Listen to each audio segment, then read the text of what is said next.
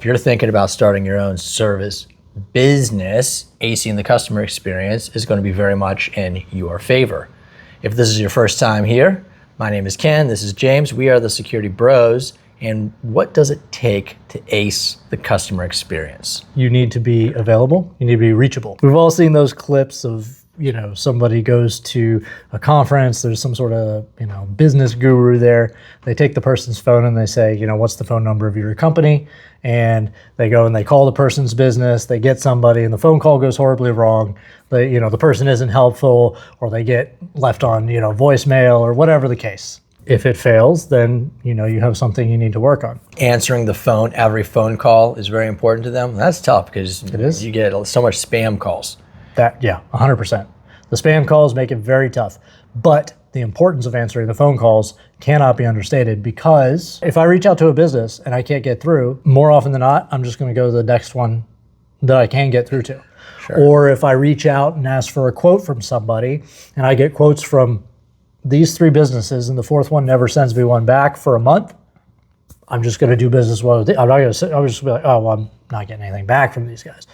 On the topic of being reachable, please, for the love of God, do not have an AI answering system for your company. People already didn't like phone trees. Humans like talking to humans. But if I call somewhere, and this is becoming more common, and I get one of these AI things, I'm just like, give me a human, give me a human, give me a human. I'm like, I don't want to talk to the AI.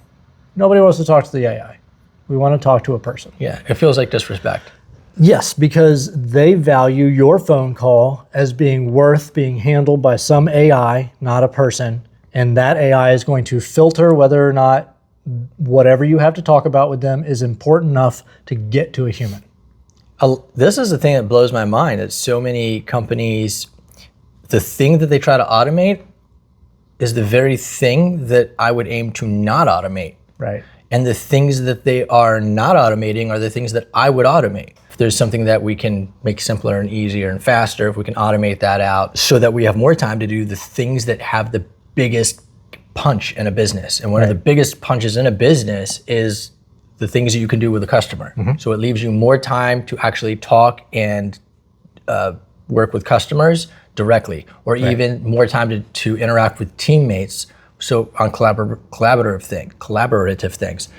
And a lot of companies aim to cut out the creativity from humans, cut out the collaboration with humans. Oh, this will just do it automatically. Right. If I just wanted to talk to AI is accessible places. I know the big push out there is everyone saying, you got to get on the AI train, you got to incorporate AI into every single facet of your business. But I'm a firm believer in the fact that humans want to deal with humans. Like you said, if you want to use AI or automation for stuff on the back end, great. Interactions with your human customers should be human interactions. Apparently now there are AI video editing tools where you can tell them things like cut out the space automatically in a podcast video, or even things like find the most compelling start in the video where maybe you say something that's particularly triggering, and you can make that happen in the beginning. You can tell AI how you want your videos edited. Okay, that's kind of cool. So if you want to have AI do that kind of editing on your video. What is not cool are the AI tools where they take a composite of you, they create an AI script, and they have a fake you delivering the podcast so that people think that it's James doing the podcast. So it's no longer your ideas, it's an AI making a script for you, and it's not actually you, it's an AI making a character that looks like you. To me, that is being disingenuous, unless you specifically say, this is a fake AI James. But no one does that because they know that nobody wants to watch a fake AI James. Yeah, people are like, well, then what am I here for? Exactly. Good grief. So, because like you said, everybody has access to ChatGPT for free. If you just wanted to know what AI thinks about something, you could just go find it out. That's nothing special. If you call a business, you want to get a person that can help you. You don't want to have to go through and prove your worth to some call tree or chatbot or. And the thing that matters most here isn't even our opinion on this. The thing that matters most is the fact that when a potential client calls in, or even an existing client, and they get a real human, that'll make a huge impression on them. the difference of getting a real person versus something electronic makes a huge impact. It just does. Yeah. And the thing is, we all know this. So you'll see a theme here when what we're talking about. The customer experience is not a single thing. It's a lot of things that you do on a daily basis that continually are going to contribute to making the customer experience better. Reliability seems like a pretty obvious one, but if you say you're going to be somewhere, be there. If you say you're going to do something, do it. There's a sales strategy where you make these small promises to a client and then you keep those small promises. And so the promise could be something very simple, like we are going to order the parts and we will let you know when we have the tracking number. Okay. And so then you can email them as soon as you get the tracking number and say, cool, we have the tracking number and we know the parts will be here by a certain date. We'll let you know when they arrive. And then you let them know, hey, the parts arrived. And you give them these small updates. And the reason for the updates isn't because the customer really needs to know all that. I mean, that might be one reason, but the other benefit to small, saying we're going to let you know and then actually letting them know, it reinforces that you keep your word and that you're a trustworthy person to work with. Okay. And then customers will assume that if you'll keep your word on that, then you would keep your word on something much bigger. It doesn't seem like a scheme or a tactic so much as just being... It's a strategy. It's a strategy. Yeah. So because you're finding ways where you can make small promises on purpose so that you can fulfill those promises, so that you can make bigger asks in the future. One guy made this software called drip jobs. A lot of the design of the software, which is cool, it's made more for like residential, so we can't use this in our business, but it's meant to manage service businesses that provide services on site. The whole, it's all these drips, so it's like all these automations. In other words, constantly making these little promises, and then making little updates. Yeah. Now this has happened. Now this has happened. There can be a limit to how many touch points, as they say. Customer touch points. You can have too many customer touch points. It could be, oh, we received your phone call. Okay, we're going to call you back in 20 minutes. Okay, I'm sending you an email. The email has been sent. Okay, we're sending you, right? Like there can be too many. Right. But actually keeping them updated along the way, I like that. Well, I'm not a fan of sending a lot of those updates. I'm just mentioning how some companies actually do this on purpose, and they might actually invent things that they need to promise. The whole point is you want something to promise. You don't have to. I like it, but I'm only just saying you can overdo it. That's all. I'm saying it's a good reliability. You mean overdo where you do what you say you're going to do? Yeah, man. No, you can overdo the communication a little bit. You can overwhelm. Yeah, I you can overdo. Definitely do not overdo the communication with customers. Maybe I could do a better job at more updates and touch points. I don't know. Yeah, I don't personally like. I will wait longer to reply to an email just so that I have the info, as opposed to when a client reaches with a question, and if I need to find out, but I don't like our long email chains. I find them to be really irritating. You and I are a little different in that way. So typically, you'll wait, like even if it takes a week to get the info, you'll wait until you've compiled the thesis of the response.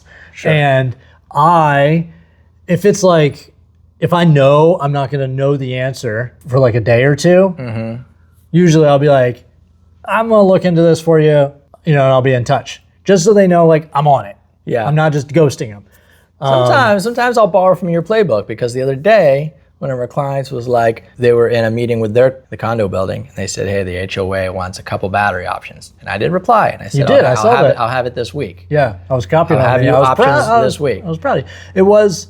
Broke my little rule there, and after a few days. Waited 3 days, and it was like they got the email this week, and the next week you're like, I'll send you the price this week.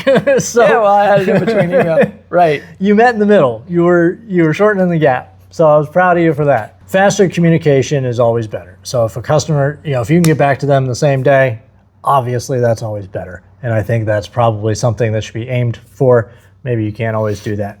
Another thing is to see things from the customer's perspective. It's easy to just kind of look at things from your point of view and not really put yourself in the other person's shoes. It's your job to understand things from your perspective, but look at things from their perspective. Oh, this is a big one. A lot of people don't do it, especially sales guys. Listen to your customer.